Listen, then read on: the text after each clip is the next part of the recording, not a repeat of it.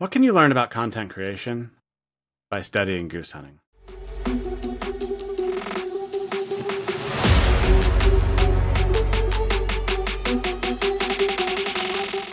Welcome back to Listen to Leo. In today's video, I wanted to take a trip down memory lane. Growing up, I used to hunt with my dad quite a bit, and we'd hunt all sorts of things like deer, pheasants, grouse, all of the above, but the thing that we hunted most was geese. And there's just something special about getting everything set up, hanging out in the blind, and really just connecting on a different level. And as I was looking over some of my stats and going, man, just not seeing what I wanted to see, I had a thought that made me reevaluate what I was thinking. And it's all going back to my goose hunting days. So, when you're hunting geese, there's all sorts of things that go into it. But one of the most important things is the decoys you use.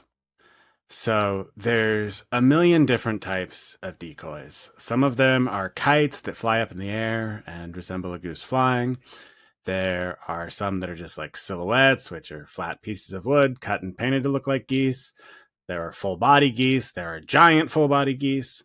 There's a ton of different types of decoys available. And so if you wanted, you could have a million combinations of decoys.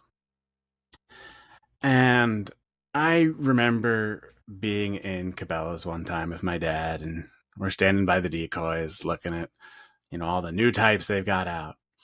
And my dad said something that really stuck with me. He said, just remember, decoys don't have to attract geese. They have to attract hunters. And I think a lot of that really comes into play with content creation. We don't always see people attracting geese. We see people trying to attract hunters. It's the content creators that create content for content creators.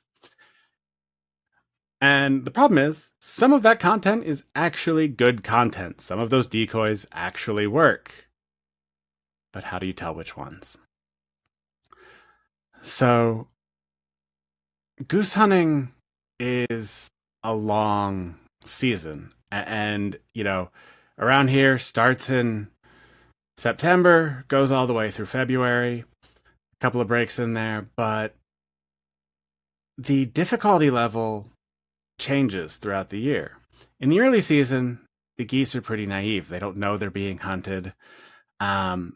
You don't need to be as fancy. You can get luckier. The weather's nicer and all of that. But as the season goes on, you can tell who really knows what they're doing because the geese get smarter. They get harder to attract. They avoid areas that they've been shot at a whole bunch. And so the hunters who have success late in the season are the ones who understand all the factors going into it. And it's never going to be a perfect process. There's always going to be some variation in your success rate. But over time, you're going to see the hunters who understand the complexities of it do a lot better. And I think this really applies to everything we see on social media. And one of the problems with social media is that it's really easy to have success in the early season. When a new platform launches, there's less competition. The people on that platform are less guarded in their behaviors because they haven't been shot at 1,000 times. Their DMs aren't full of spam. And so it's easy to become successful and then think, wow, I really know what I'm doing. And in the creator world, what you do then is if you have success early on a platform, you create a course teaching people how to become successful on that platform. But we're in the late season of a lot of social media. It's established. People are used to being online. People are unfortunately wary because all sorts of people are shooting their shots in their DMs. Look at your DMs right now. How much junk is in there? Look at your email inbox. How much junk is in there? Everybody's shooting their shots. Nobody's thinking about what it's doing to the geese.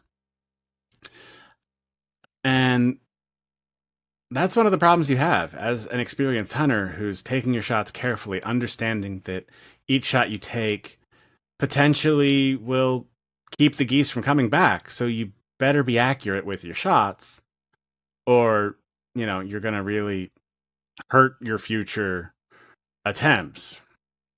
And I think a lot of this is like trust. As you build a social media platform, you want people to trust you.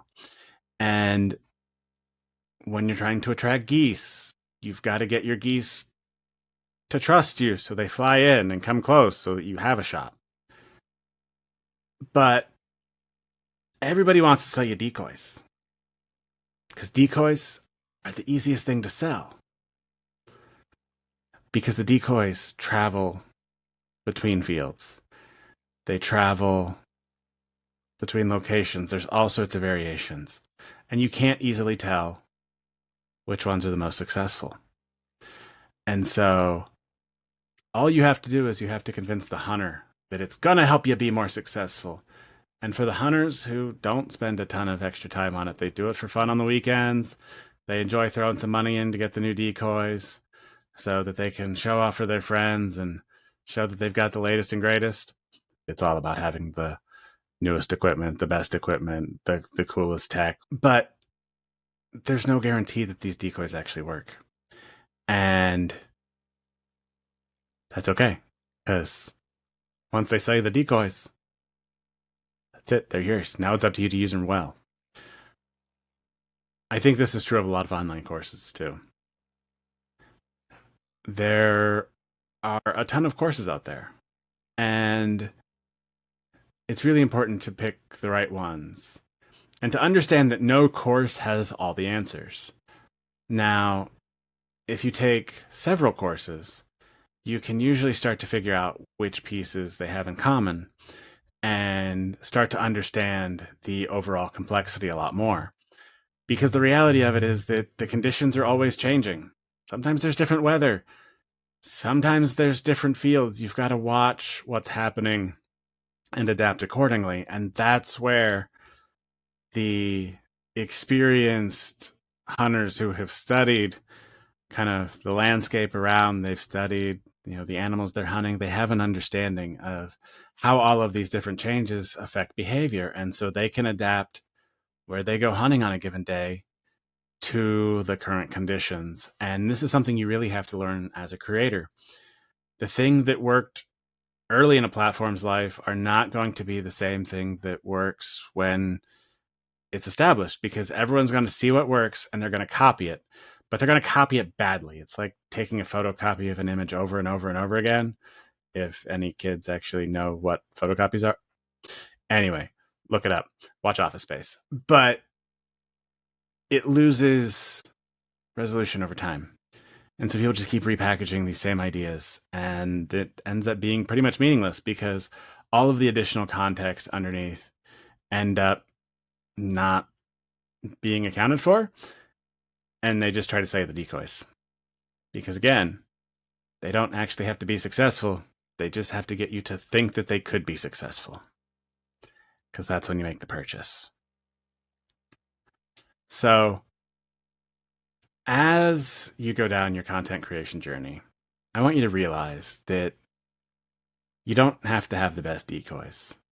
In fact, if you're really good, you can get away with not having decoys at all.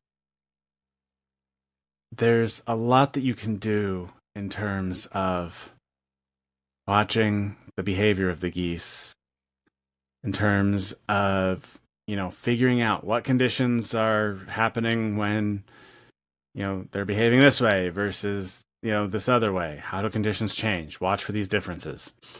And what you're going to do is you're going to develop this feeling for what to do when, and that's going to be extremely valuable.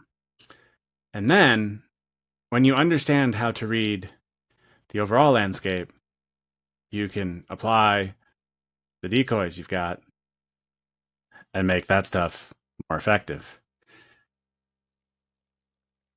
But the decoys don't matter if there are no geese even flying close. Because the whole point is for the decoys to attract the geese that are close by so you can get them even closer. There's no geese. You can have as many decoys as you want. They can be as fancy as you want. But you're never going to leave with any geese because there are no geese to start with. So, anyway, just something to think about. A lot of people trying to sell you decoys. Maybe understand the overall landscape. Spend some time digging into what people are actually talking about, what people are doing. And the people who are being successful are not always the same people who are talking about being successful. And you need to figure out what the difference is. Anybody can say, these decoys attract more geese than those decoys. But have they ever actually used both of them? Have they given them to the same hunter to evaluate the effectiveness? Did the people buying decoys actually know how to use them effectively? A lot of extra stuff that goes in there. But they don't need to attract geese, they just need to attract hunters. Thanks for watching. I'll see you in the next video.